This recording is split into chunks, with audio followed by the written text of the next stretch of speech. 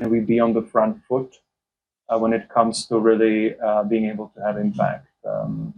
We have a very high-grade group here.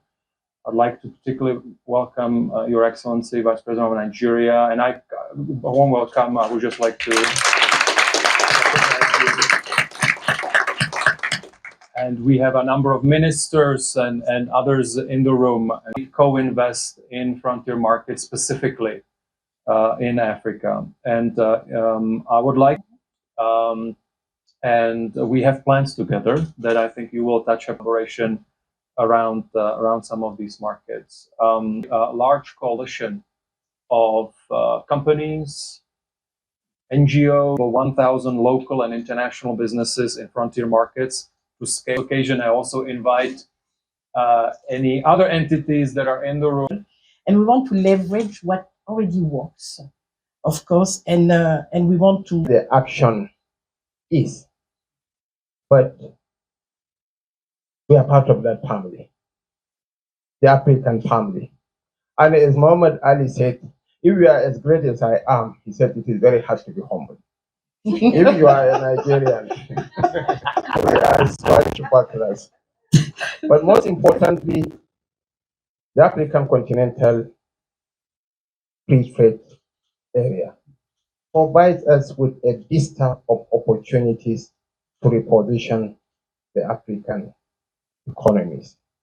Within Europe, it's as high as 67%. In Asia, is 57%. So I believe that the word for crisis in the Chinese language is where it is. Where stands for crisis and D for opportunity. Yes, we have a lot of challenges, but certainly those challenges also provide us with opportunities to reposition our societies and our economies. And hope springs eternal from the hearts of men and women. And I'm an eternal optimist. Beyond being a politician, I am an optimist. And I believe that the future belongs to Africa. Nigeria's population is 230 million. It might interest you, Your Excellencies, to know that the average age of the Nigerian nation is 16.9. The same thing prevails in Somalia. Thing in the whole of Africa. So what are we going to do with this anticipated demographic bulge? Do we turn them into demographic dividends? Or are they going to be the demographic disaster that will consume all of us? But I believe with your partnership, and we as African leaders, if we can wear our thinking caps and come up with robust solutions in partnership with the global community, I think we can cross the Rubicon.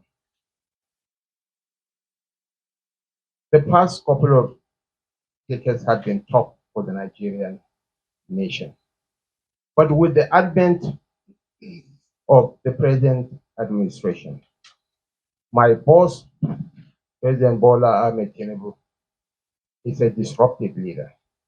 He's a revolutionary leader. And most importantly, he grew up from the business ecosystem or the financial controller for mobile. So he speaks the language of business. He learns the language of commerce. In his first day in office, he removed subsidy on petrol. There's been an albatross hanging around the Nigerian neck.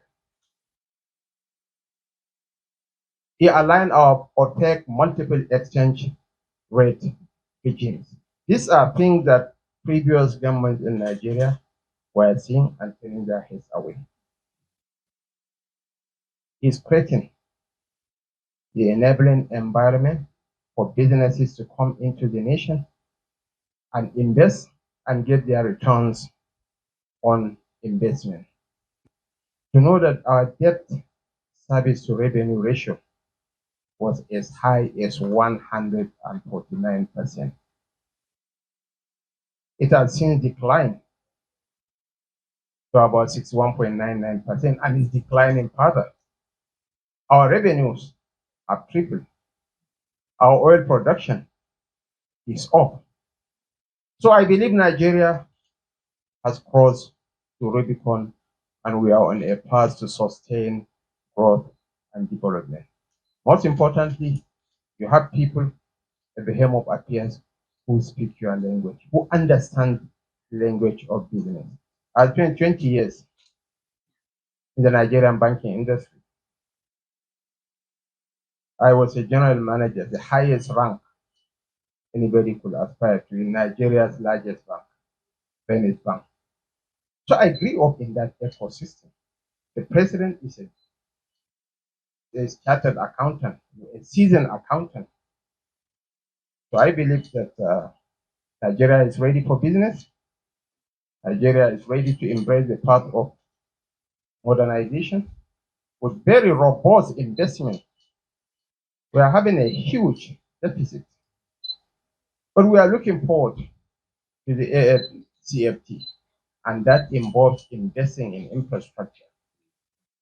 The coastal highway from Calabar to Lagos is the largest single investment in Africa. We are building corridors to the north. We have the West African gas pipeline. We are thinking ahead of time, akin to the Belt and Road Initiative. We are partnering with 14 African countries to invest in gas infrastructure down to Morocco. So, Your Excellencies, ladies and gentlemen, the stories you hear about Africa is not that of doom and gloom. From DRC to Somalia to South Africa to Egypt to Ethiopia to Ghana to Cote d'Ivoire, Africa is waking up from its slumber. I could remember what Napoleon Bonaparte said about China. That China is a sleeping giant, let it sleep. But when she wakes up, she will rattle the world.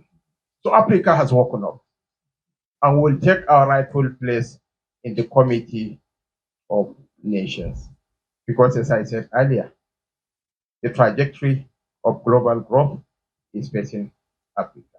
We are the youngest.